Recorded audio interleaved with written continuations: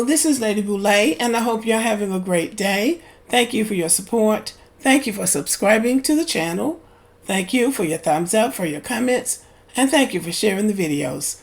Thank you for all you do to support the channel.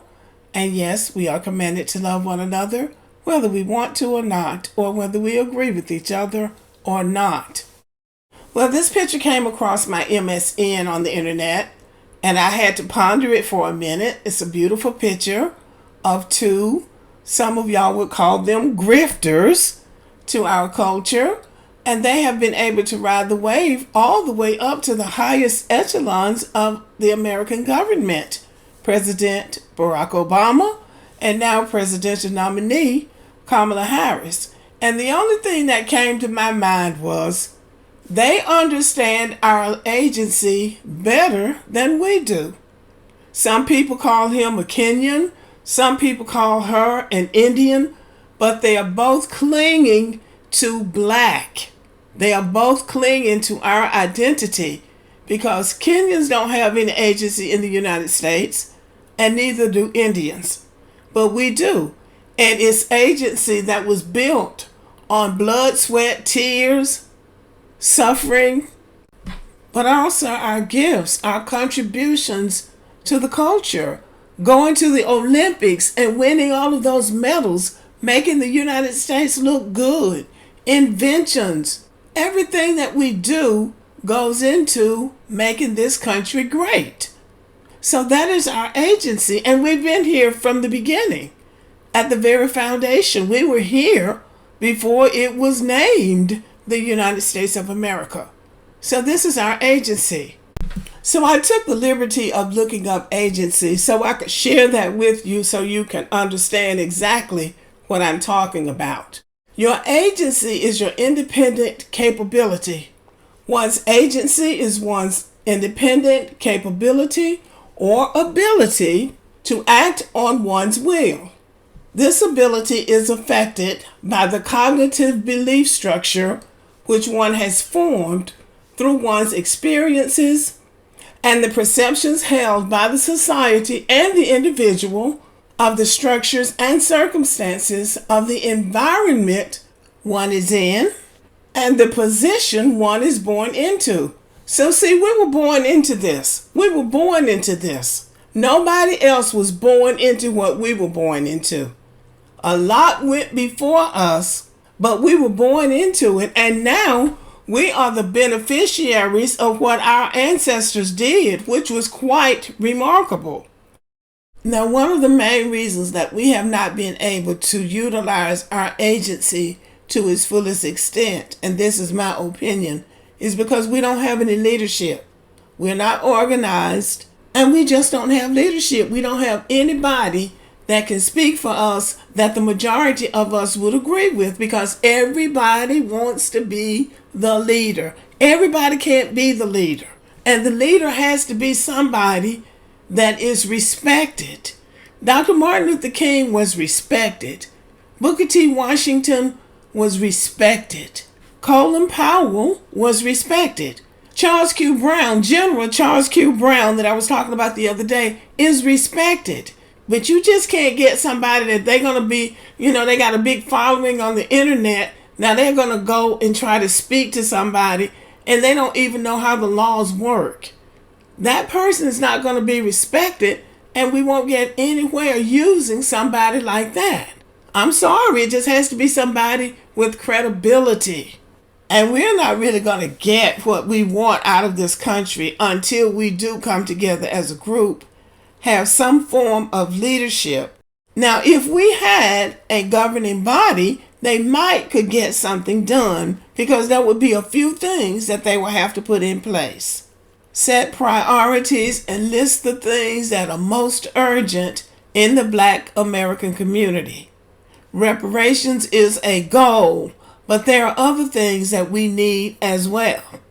And so we have to be able to articulate those things to the leadership in this country, because when people are elected to Congress, they are elected to uphold the status quo. They're not elected to come there and advocate. If you are a representative from a district, and your district is a third black, a third white, and a third Hispanics, then you have to advocate for all three groups.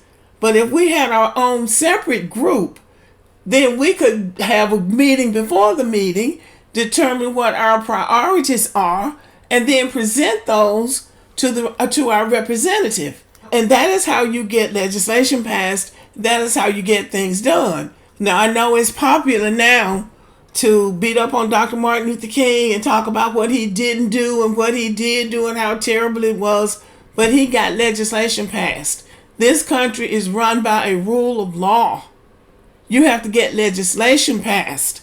Now, that is what Yvette Carnell keeps saying, and people seem to think that you could just override that and get on the internet and start talking, and that's used in the place of advocacy, and it is not. Now, other groups, the way the Somalis, for instance, Ilhan Omar won her primary. She was primaried, but she won.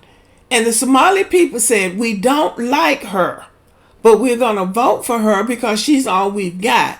Now, the Somalis came together as a group, and they can guarantee this many votes. I can guarantee you 3 million votes. This is what we want. We can make this kind of a donation to your campaign, and we will advocate in our community so you don't have to put money in this community. That's how you do it, or something like that. I have a couple of friends that are actually in politics.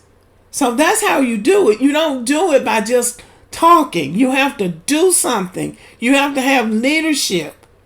You have to have credible people that people who are in leadership positions are going to listen to. And nothing is really going to happen for us until we get serious. Nobody's going to give you reparations because you say, I'm not going to vote for you because they're not going to give us reparations.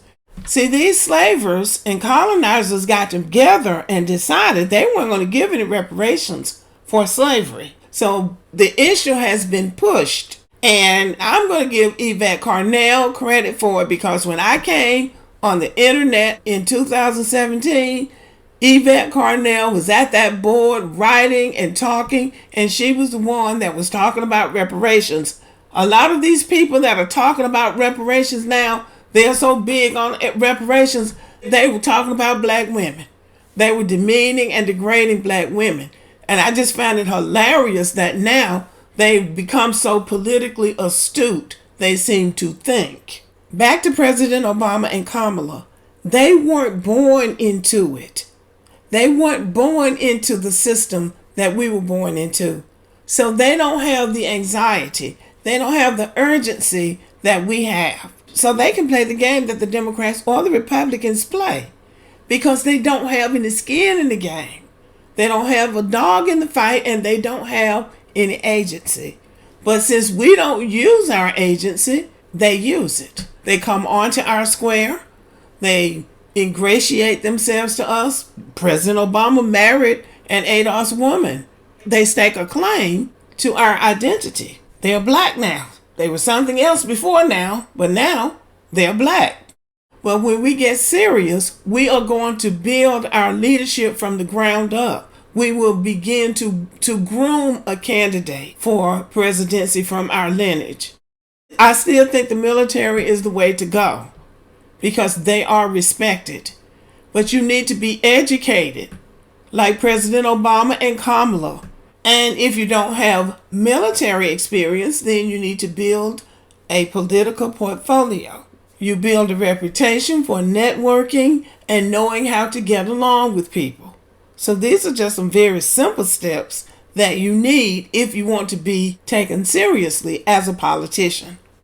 Now, Jesse Jackson, Shirley Chisholm, Reverend Sharpton, and whomever else ran for president, they did it as independents. They didn't come in as the Democratic nominee. They didn't win the primaries, even though Reverend Jackson won. He may have won a primary or two. I know he won some delegates. But to be taken seriously, you have to run for president as either a Republican or a Democrat. You have to be the candidate for one of those major parties. Otherwise, you're just going to be taking out votes from somebody else. You're just going to be a spoiler. But I think it's doable if that's what we want. We can absolutely do that, but we have to groom our leaders. And I am personally looking forward to the day that we use our own agency in getting our leaders elected who will advocate for us. Okay, y'all, thank you for listening. Let me know what you think about the video, and have a good evening.